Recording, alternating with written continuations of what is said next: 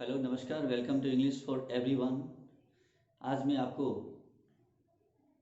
Future tense के अंतर्गत future indefinite tense समझाने वाला हूँ। सबसे पहले ये बता दें कि आपको फ्यूचर टेंस को हम 4 भागों में बांटते हैं। फ्यूचर इंडेफिनिट, दूसरा होता है फ्यूचर कंटिन्यूस, तीसरा होता है फ्यूचर परफेक्ट और चौथा जो होता है वो है फ्यूचर परफेक्ट कंटिन्यूस। तो सभी टेंसों का अपने अपने स्थान पर महत्व तो काफ़ी होता है इनका, और टेंसों में हम जो रियलिटी होती है उसको दिखाना चाहते हैं, यही होता है इसमें। और अगर मान लीजिए हम अपना कुछ इरादा बताना चाहते हैं, इरादे अगर दर्शाने हैं, तो आप इसमें मॉडल ऑक्सिलरी का यूज़ करके लिख सकते हैं।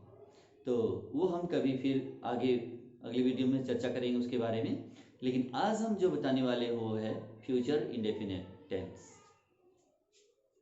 Future indefinite tense. तो फ्यूचर टेंस का अर्थ होता है भविष्य काल। फ्यूचर का अर्थ है भविष्य, टेंस का अर्थ है काल।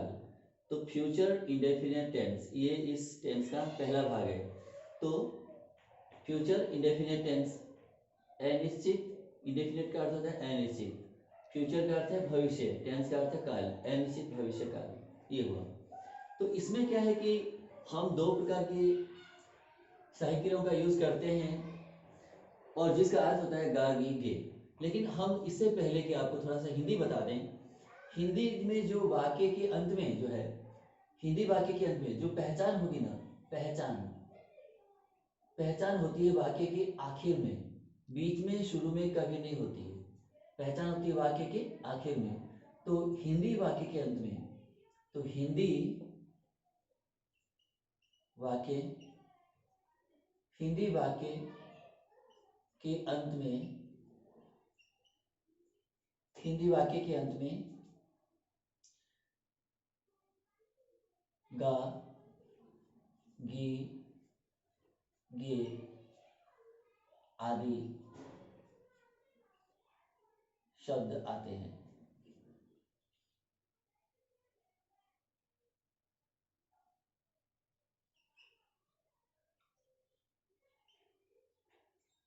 ये होती वाक्य के अंत की पहचान। हिंदी वाक्य के अंत में अगर मान लीजिए हमें गा मिलता है, गी मिलती है या गे मिलता है, तो गा गी गे अगर इस प्रकार का पहचान होता है तो हम फ्यूचर इंडेफिनिट टेंस उसको कहेंगे।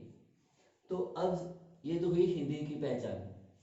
तो अब क्या होता है कि इस टेंस के जो एडवर्ब होते हैं, अर्थात एडवर्बियल्स जो होते हैं या एडवर्ब जो होते हैं, तो वो किस तरह से कहाँ मिलेंगे, वाक्य के अंत में मिलेंगे। तो किस प्रकार के होंगे वो, ये इस टेंस की पहचान को दर्शाते हैं। तो एडवर्ब,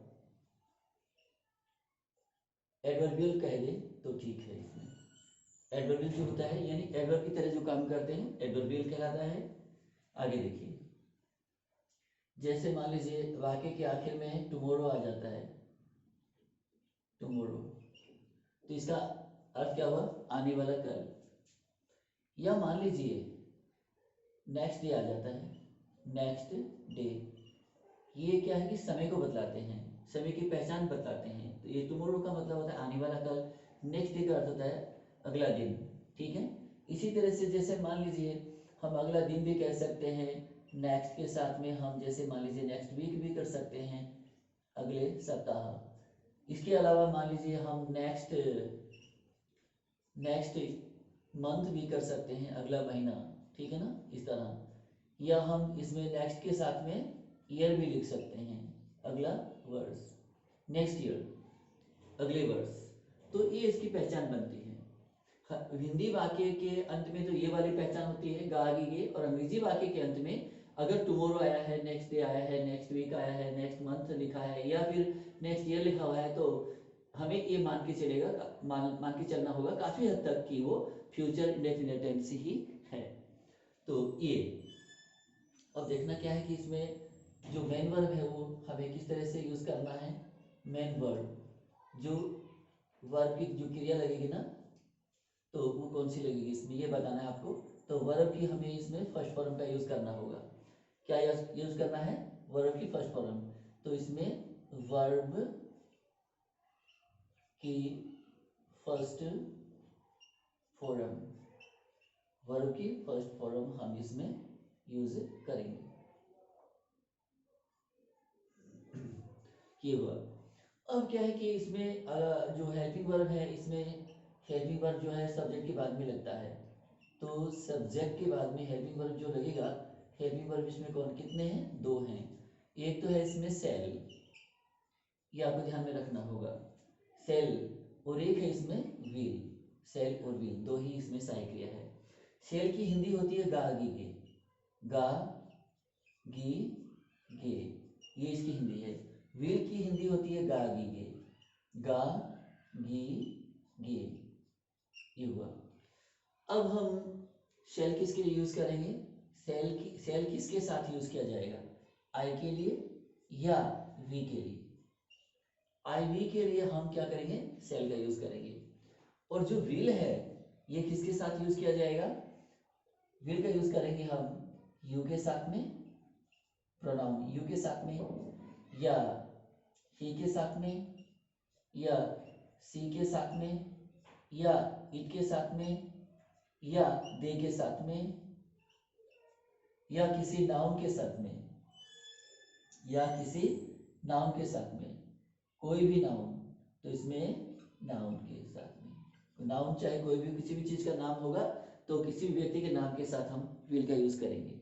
तो ये आपको ध्यान में रखना होगा। तो व्यक्ति का नाम वो नाउन कहलाएगा। नाउन का मतलब होता है संज्ञा। तो अब क्या है कि ये बहुत ही छोटी छोटी चीजें हैं, लेकिन हम आपको बता रहे हैं कि आपको जीरो से आगे बढ़ाना है।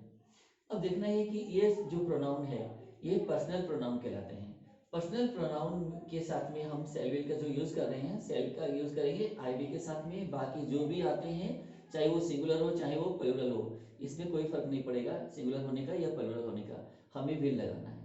विल सबके लिए लग जाएगा और आई वी के लिए सेल लगेगा। यदि आपने इस चीज को मान लीजिए पूरा ध्यान में रखते हैं, और तो विल के साथ में ये जो है इनके साथ में विल लगाना है, और इसके साथ में ये जो है इसके साथ में सेल लगाना है। ये आपको ध्यान में रखना है। यदि भूल बस आपने विल ही लगा दिया सबके लिए तो गलत नहीं होगा, फिर भी वाक्य आपका सही है माना जाएगा। लेकिन जहां तक नियमों से अगर चला जाए तो काफी अच्छा होता है। तो देखिए आगे जो नेगेटिव होगा, हम वाक्य को नेगेटिव किस तरह से बनाते हैं? नेगेटिव का मतलब होता है नकारात्मक। वाक्य को नकारात्मक जब बनाएंगे तो कैसे बनाएंगे? शेल के साथ में हम क्या करेंगे? नोट लगाएंगे। शेल के साथ में नोट लगा देंगे तो क्या बन जाएगा? Shall not. और यदि हम विल के बाद में नोट लगाएंगे तो क्या बन जाएगा? Will note. अब इसमें इसका नहीं, जैसे मान लीजिए नहीं वाला शब्द इसके साथ जुड़ जाता है और इसका हिंदी बनता है गागी के, तो इसके बाद में आगे देखना है आपको।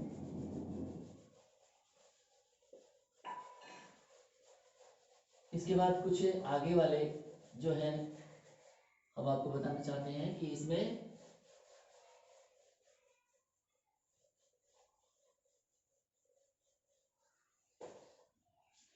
ये नेगेटिव फॉर्म्स है इसके। अब शेल नोट का जो संक्षिप्त होता है वो क्या होगा? शेल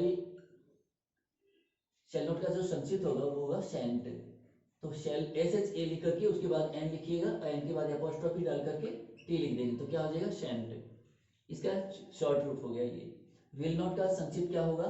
वांट, WON अपोस्ट्रोफी और टी, वांट। अब वांट का मतलब होता है विल नॉट, और शेंट का मतलब होता है शेल नॉट। तो ये ध्यान रखना है। इनका हम स्पोकन इंग्लिश में यूज करते हैं, शेंट या वांट का यूज, लिखने में भी यूज करते हैं। तो अब इसके बाद में जो है हम इसको प्रश्नवाचक कैसे बनाएंगे? तो प्रश्नवाचक वाक्य को कहते हैं इंट्रोगेटिव। इंट्रोगेटिव, ये इंट्रोगेटिव का मतलब होता है प्रश्नवाचक। तो प्रश्नवाचक वाक्य कैसे बनाते हैं? तो सबसे पहले हम सेल या विल को सब्जेक्ट से पहले लगा लेते हैं। उसके बाद में हम क्या करेंगे? सब्जेक्ट को लगाएंगे। उसके बाद में हम वर्ब फर्स्ट का यूज करेंगे, और उसके बाद में हम क्या करेंगे? ऑब्जेक्ट लगाएंगे यदि है तो, और आखिर में जो है हम क्वेश्चन मार्क का यूज कर लेते हैं। तो ये होता है प्रश्नवाचक वाक्य। अब इसके बाद में क्या है कि वाक्य कैसे बनाते हैं? तो उनका एक जो आपको देखना होगा इसमें स्ट्रक्चर। तो इसका जो स्ट्रक्चर होगा, स्ट्रक्चर वाक्य बनाने का, स्ट्रक्चर वाक्य बनाने का जो होगा वो होगा, सबसे पहले आप देखिएगा हम क्या लिखेंगे? सबसे पहले सब्जेक्ट, सब्जेक्ट के बाद में हम लगाएंगे शेल, यदि आई भी है तो। आई वी नहीं है तो हम सहायक क्रिया लगाएंगे विल। उसके बाद में हम वर्ब की फर्स्ट फॉर्म का यूज करेंगे, उसके बाद में हम ऑब्जेक्ट लगाएंगे यदि है तो, यदि नहीं है तो हम अदर वर्ड लिखेंगे इसमें, ओ डब्ल्यू, अदर वर्ड, ये होता है इसका। अब क्या है कि हमें वाक्य बनाना है। तो जैसे मान लीजिए हम शॉर्ट छोटा सा एक वाक्य बनाते हैं। जैसे मान लीजिए अगर मैं कहूँ कि वह जाएगा, ऐसा लिखना है, वह जाएगा। तो इसमें क्या है कि हम केवल दो ही चीज नोट किए हैं, सब्जेक्ट और वर्ब, ठीक है ना। तो इसमें क्या होगा, वह जाएगा, तो हम क्या लिखेंगे यहाँ, ही के लिए साइकिल क्या लगाएंगे, विल, ही विल गो, वह जाएगा, ये हो गया, ही विल गो, वह जाएगा। अगर हम लिखते हैं कि वह जाएगी, तो दूसरा सेंटेंस अगर मान लीजिए हम लिखते हैं कि वह जाएगी, वह जाएगी, तो हम इसको कैसे लिखते हैं, इसको लिखेंगे सी विल गो, वह जाएगी, ये होगा। अब ये बहुत ही छोटे छोटे सेंटेंस है जो स्टार्टिंग है यहाँ से। अगर आप शुरू में ये सीख लेते हैं तो आगे कोई आने वाली दिक्कत नहीं होगी, कोई भी दिक्कत होगी वो दूर हो जाएगी। अब क्या करना है कि जैसे मान लीजिए अगर मैं लिखूं कि मैं खेलूंगा, अगर मैं यहाँ लिखता हूं मैं खेलूंगा, तो इसकी अंग्रेजी क्या बनेगी, आई शैल प्ले, आई शैल प्ले, मैं खेलूंगा, ये हुआ। अगर लिखना है कि, अगर मान लीजिए लिखते हैं कि वह लिखेगा, वह लिखेगा, तो हमें क्या लिखना है, ही के साथ क्या लगाएंगे, विल, और क्या काम करेगा ये, लिखने का, तो लिखने को क्या बोलेंगे, राइट, ही विल राइट, वह लिखेगा, ये हुआ, वह लिखेगा। तो बहुत ही सरल टाइप में है ये, आपको समझना है बस। इसके बाद में देखना है कि जैसे हम अब लिख रहे हैं अगला सेंटेंस, हम, अगर लिखना है कि हम खेलेंगे,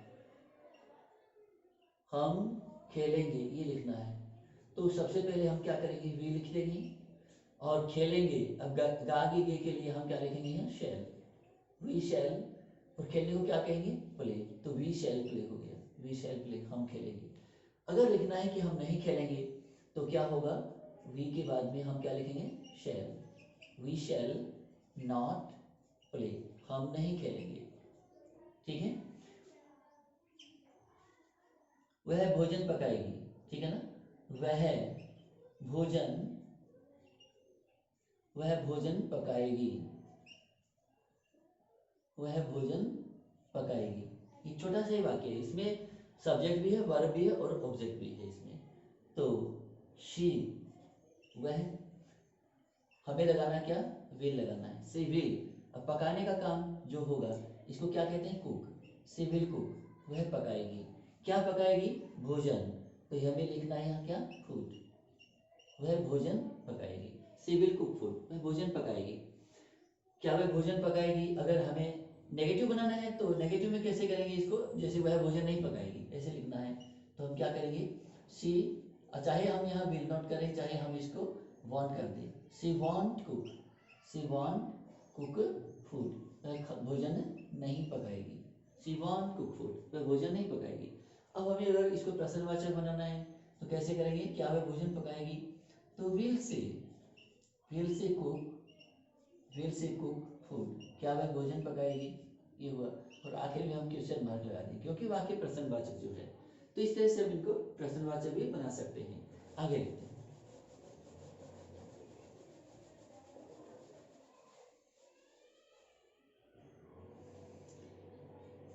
अब जैसे मान लीजिए अगला लिखना है कि वह उसे पीटेगा,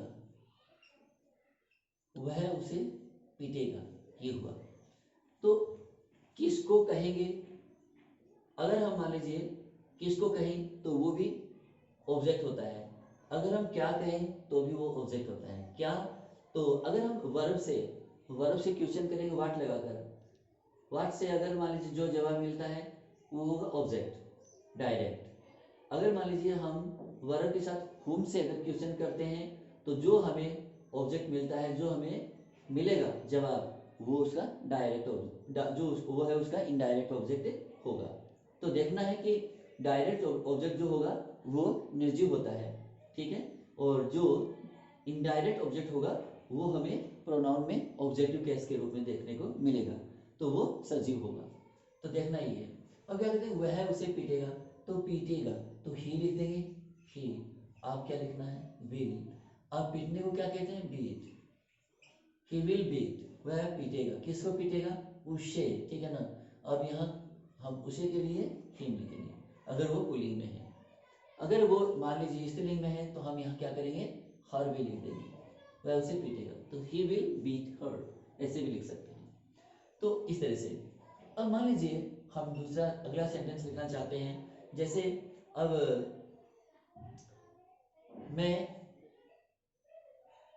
अगर मैं लिखता हूं यहाँ मैं पढ़ूंगा, ऐसे लिखना है, मैं पढ़ूंगा ऐसे लिखना है, छोटा सा ही वाक्य है। तो इसको कैसे लिखते हैं इंग्लिश में, आई शैल रीड। अगर हम यहाँ स्टडी करते हैं तो भी वो सही है, लेकिन स्टडी में हम किसी चीज का जो है अध्ययन करते हैं ना, उसको कहते हैं स्टडी करना। यानी किसी एक विषय का स्टडी करते हैं हम, उसका अध्ययन करते हैं, पूरा संपूर्ण अध्ययन करते हैं, उसको कहते हैं स्टडी। अब रही बात पढ़ने की, पुस्तक पढ़ने का, ठीक है ना। तो ये जो पढ़ना है, आई शैल रीड, ये हुआ पुस्तक पढ़ना, यानी इसमें हम पुस्तक पढ़ेंगे और उसमें क्या होगा कि हम इंफॉर्मेशन जुटाएंगे, ये हुआ। स्टडी करेंगे, किसी चीज़ का अध्ययन करेंगे, गहराई से अध्ययन करेंगे और प्रत्येक चीज़, हर एक चीज़ का इंफॉर्मेशन उसमें हम जुटाएंगे, ये हुआ। और इसको हम पढ़ेंगे, इसमें केवल पढ़ने की बात हो रही है। तो आई शैल रीड, मैं पढ़ूंगा। अब मान लीजिए लिखना है कि नेगेटिव बनाना है, मैं नहीं पढ़ूंगा ऐसे करना है, तो आई शैंट भी लिख सकते हैं, आई शैंट रीड, मैं नहीं पढ़ूंगा, ऐसे हुआ। क्या मैं पढ़ूंगा ऐसे लिखना है, तो क्या होगा इसका, शैल आई रीड, क्या मैं पढ़ूंगा, ये हुआ। तो इस तरह से हम इनको बनाते हैं। अब आगे लिखना है, जैसे मान लीजिए कि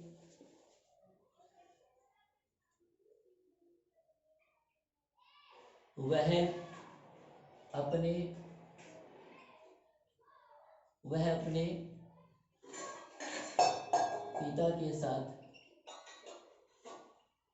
अपने पिता के साथ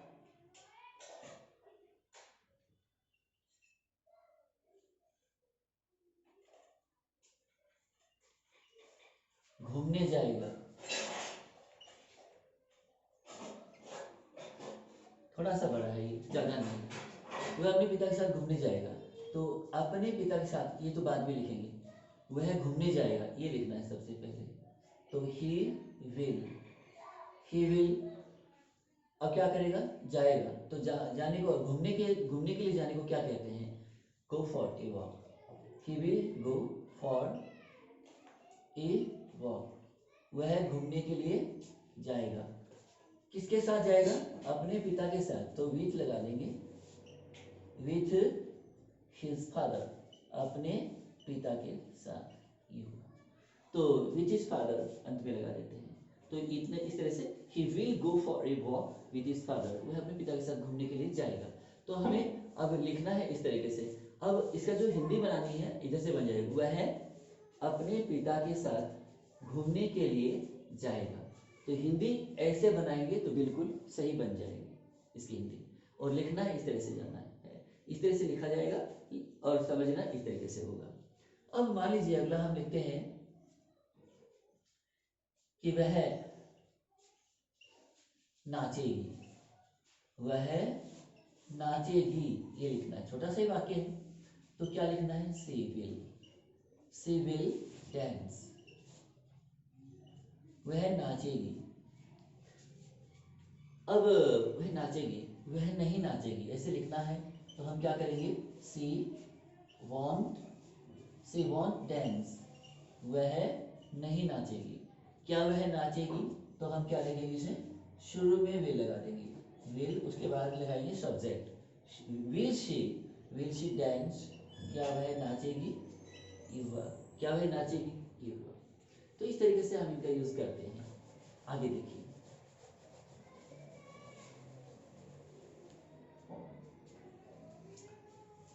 अब अगला लिखना है, जैसे मान लीजिए वह अपने दोस्तों के साथ, वह अपने दोस्तों के साथ कल स्कूल जाएगा, स्कूल जाएगा, वह अपने दोस्तों के साथ कल स्कूल जाएगा, काफी थोड़ा सा बड़ा है लेकिन ज्यादा नहीं है, वह अपने दोस्तों के साथ कल स्कूल जाएगा।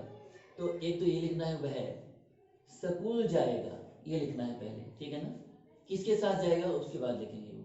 तो वह के लिए हम क्या लिखेंगे, ही के लिए साइन क्या लगेगी, विल। अब वह स्कूल जाएगा, he will go to school, वह स्कूल जाएगा, he will go to school, वह स्कूल जाएगा अपने दोस्तों के साथ, और फिर लिखना है कल, किसके साथ जाएगा, अपने दोस्तों के साथ, तो विथ हिज फ्रेंड्स, अपने दोस्तों के साथ, विथ हिज फ्रेंड्स, कब जाएगा, टुमारो, कल, तो ये टुमारो अंत में लगा देते हैं, ये हुआ tomorrow, he will go to school with his friends tomorrow. तो इसमें आपको एक तो टेंस की जानकारी मिल रही है, और साथ में आपको सेंटेंस कैसे लिखते हैं वो भी जानकारी आपको मिल रही है, यानी कि हिंदी से अंग्रेजी बनाने का जो ट्रांसलेशन है ये जानकारी आपको इसमें मिल रही है। मेरे अनेक वीडियो हैं और सभी में बड़ी गहराई से चीज़ों को समझाया गया है, बताया गया है, जो आप वीडियो को शुरू से लेकर अंत तक देखेंगे तभी आपको पता चलेगा कि क्या इसमें कहा गया है, क्या समझाया गया है। तो आगे देखिए, अब जैसे मान लीजिए हम आगे लिखना चाहते हैं कि हम वहां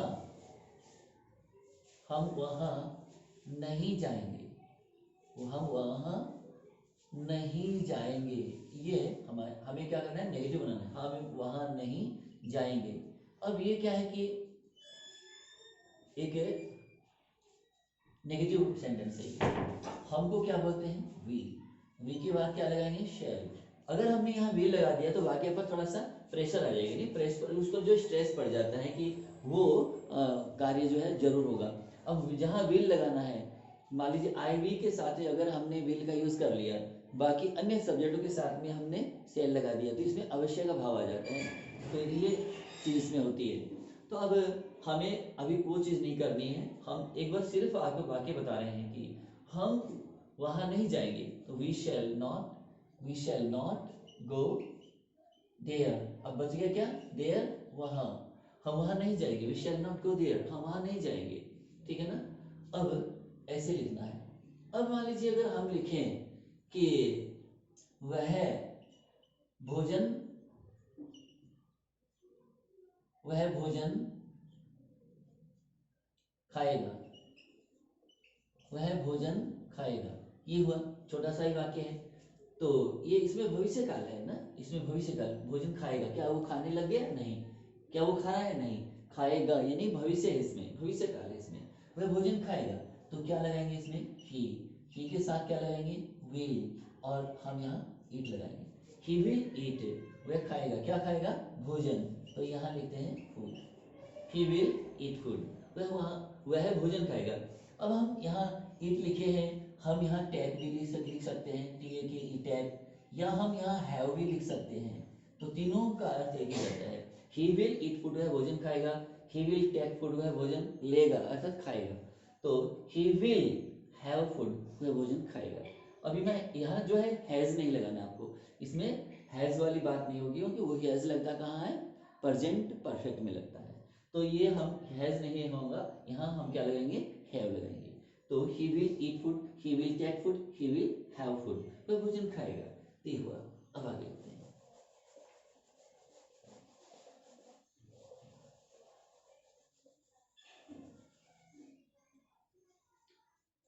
अब हम लिखते हैं कि वह गाएगी। मान लीजिए, जैसे मान लीजिए अब यहाँ हम लिखते हैं कि वह गाएगी, वह गाएगी, छोटा सा ही वाक्य है ना, तो हम यहाँ क्या लिखेंगे सी, आगे क्या लगाएंगे विल, गाने को क्या बोलते हैं सिंग, सी विल सिंग, वह गाएगी। ये हुआ। अब मान लीजिए वह दौड़ेगा, वह दौड़ेगा, वह दौड़ेगा, ऐसे लिखना है, वह दौड़ेगा तो क्या लिखना है ही विल रन, वह दौड़ेगा। ये हुआ। अब मान लीजिए वह, अब जैसे मान लीजिए वह दौड़ेगा, मैं खरीदूंगा, ऐसे लिखना है, तो मैं लिखेंगे मैं खरीदूंगा, तो खरीदूंगा, मैं खरीदूंगा। ये हुआ। क्या खरीदूंगा ये बात इसमें नहीं है, सिर्फ दो ही है, सब्जेक्ट और वर्ब। तो आई शेल बाय, मैं खरीदूंगा। अब क्या खरीदूंगा, मान लीजिए बड़ी चीज खरीदनी है तो बाय लगानी है, अगर मान लीजिए छोटी चीज है पेन वगैरह खरीदनी है तो परचेज लगा देंगे, परचेज यहाँ, ठीक है ना, परचेज। तो आई सेल परचेज या आई सेल बाय, तो बड़ी चीज को खरीदने के लिए बाय, छोटी चीज को खरीदने के लिए परचेज। तो ये हुआ इस तरह से। अगर मान लीजिए हम यहाँ लिखते हैं कि अब जैसे मान लीजिए अगर लिखता हूं मैं यहाँ कि राम सोएगा, राम सोएगा, तो सोने के बारे में इसमें कहा गया, तो सबसे पहले हमें लिखना होगा राम, अब फिर क्या लिखेंगे विल, अब नाम के साथ लिखना है कि राम विल, अब क्या होगा सोने के को क्या कहेंगे sleep, Ram will sleep, Ram सोएगा। ये हुआ। अब नहीं सोएगा तो फिर हम यहाँ क्या लगाएंगे नोट लगा देंगे, कैसे होगा राम नहीं सोएगा, तो इसमें लिखना है राम विल नॉट कर दे चाहे वॉन्ट कर दे, ठीक है ना, Ram will not sleep, Ram नहीं सोएगा। ये हुआ। अब मान लीजिए अब प्रश्नवाचक लिखना है क्या राम सोएगा, तो ऐसे बना देंगे इसका विल राम स्लीप, क्या राम सोएगा, और ये हुआ। अब जैसे मान लीजिए अगला लिखते हैं कि वह पार्टी में जाएगी, वह पार्टी में जाएगी, अब पार्टी में जाएगी, पार्टी किसकी ये मालूम नहीं, पार्टी में जाएगी, बस इतना ही है। तो क्या लिखेंगे she will go to a party, अब पार्टी किसकी है ये मालूम नहीं है, तो गो टू ए पार्टी, क्योंकि पार्टी अभी फिक्स नहीं है, तो ए पार्टी क्या है, क्योंकि अभी पार्टी इंडेफिनेट है अर्थात अनिश्चित है, ये कोई निश्चित नहीं है, तो हमने इसके आगे ए यूज किया। तो she will go to a party, वह एक पार्टी में जाएगी, वह पार्टी में जाएगी। तो ये हुआ। अब जैसे मान लीजिए अगला हम लिखते हैं कि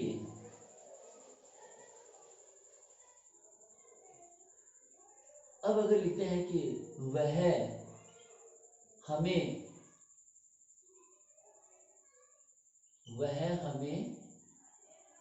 बुलाएगा, अर्थात निमंत्रित करेगा, आमंत्रित करेगा, वह हमें बुलाएगा, वह हमें बुलाएगा, ये लिखना है। तो किसी पार्टी में बुलाएगा तो कैसे लिखेंगे इसको, ही विल इनवाइट अस, वह हमें बुलाएगा, ठीक है ना, ही विल इनवाइट अस, वह हमें बुलाएगा। अब लिखना है वह हमें नहीं बुलाएगा, तो ही विल नॉट इनवाइट अस, वह हमें नहीं बुलाएगा। क्या वह हमें बुलाएगा, तो विल ही इनवाइट अस, क्या वह हमें बुलाएगा, ये हुआ। तो मुझे उम्मीद है कि आज का ये वीडियो काफ़ी आपको रोचक लगा होगा, समझ में आया होगा। तो अधिक से अधिक इस वीडियो को शुरू से लेकर अंत तक देखिएगा और शेयर कीजिएगा, लाइक कीजिएगा और मेरे चैनल को सब्सक्राइब भी कर लीजिएगा। Thank you so much for watching this video.